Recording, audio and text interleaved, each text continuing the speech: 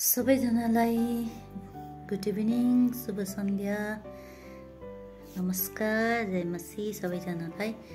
र म तपाईहरुलाई आज एउटा कथा सुनाउँछु है तपाईहरुलाई। कथाको प्रतिक्रिया तपाईहरुले पनि दिनु होला। कथा यस्तो छ।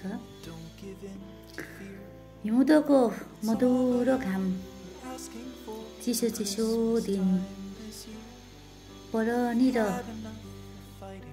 एक खुल स्त्रीहरू घाममा बसेर गफ गरिरहेका थिए।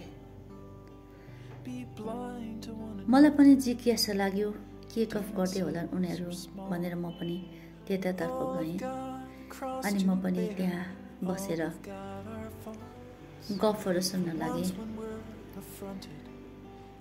डिसेम्बरको महिना, चर्चा क्रिसमस बारे हुँदै थियो अनि एकजनाले यसरी भनिरहेको थिए, क्रिसमस पनि लाग्यो, घरहरू सबै मैला छ, साफसफाई गरेर रङ पचर लाउनु पनि भ्याएकै छैन। अनि अर्कोले पनि आफ्नो कुरा थप्दै थिए, मेरो पनि त सपिङहरू गर्न थुप्रै छ, योपालि त क्रिसमस धुमधामले मनाउने हो, मजाले सपिङ गर्ने हो, मजा गर्ने हो, बल्ल बल्ल आएको क्रिसमस, हाम्रो पनि त एउटा चाड जस्तै त हो भनेर भन्दै थिए।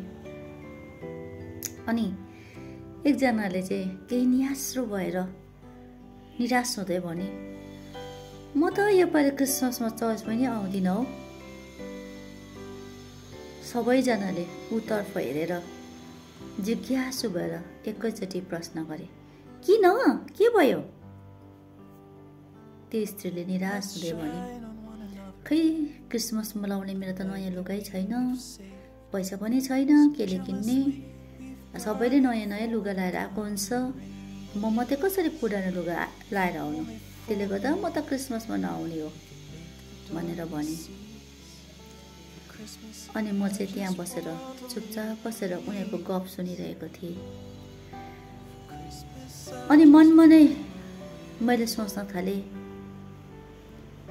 क्रिसमस भनेको चाहिँ के हो? के क्रिसमस भनेको चाहिँ घरमा रङ पचेर लाउनु, झिलिमिली बत्ती बाल्नु, मिठो मिठो खानु, नयाँ लुगा लाउनु, यही हो क्रिसमस? क्रिसमसको दिन नयाँ लुगा लगाएर जानै पर्ने बाध्यता हो र क्रिसमस? मनमा उथुल पुथुल भयो। क्रिसमसको अर्थ चाहिँ हामीले केसँग साटिरहेका छौँ?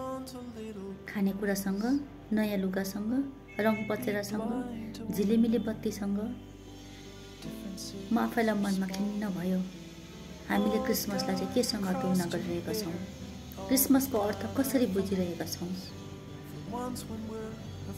हामीलाई हाम्रो सारा पाप र अधर्महरूबाट छुटकारा दिनुहुने प्रभु यो संसारमा आउनु भएको खुसियालीमा हामीले आफ्नो जीवन चाहिँ परमेश्वरलाई समर्पण गरेर उहाँको महिमाको निम्ति जिएर उहाँलाई आफ्नो जीवन चाहिँ समर्पण गरेर उहाँको निम्ति एउटा जिउँछु भन्ने एउटा प्रण लिनु चाहिँ एउटा क्रिसमसको अर्थ जस्तो मलाई लाग्यो। अनि म निराश भएर खिन्न भएर म बिस्तारै आफ्नो घरतर्फ लागेँ। त दर्शकवृन्द, तपाईहरूलाई क्रिसमसको वास्तविक अर्थ के होला जस्तो लाग्छ? के क्रिसमसलाई हामी चाड मानेर मनाउने या त क्रिसमसको सही अर्थ मानेर मनाउने? तपाईहरूले पनि कृपया कमेन्ट गरिदिनु होला।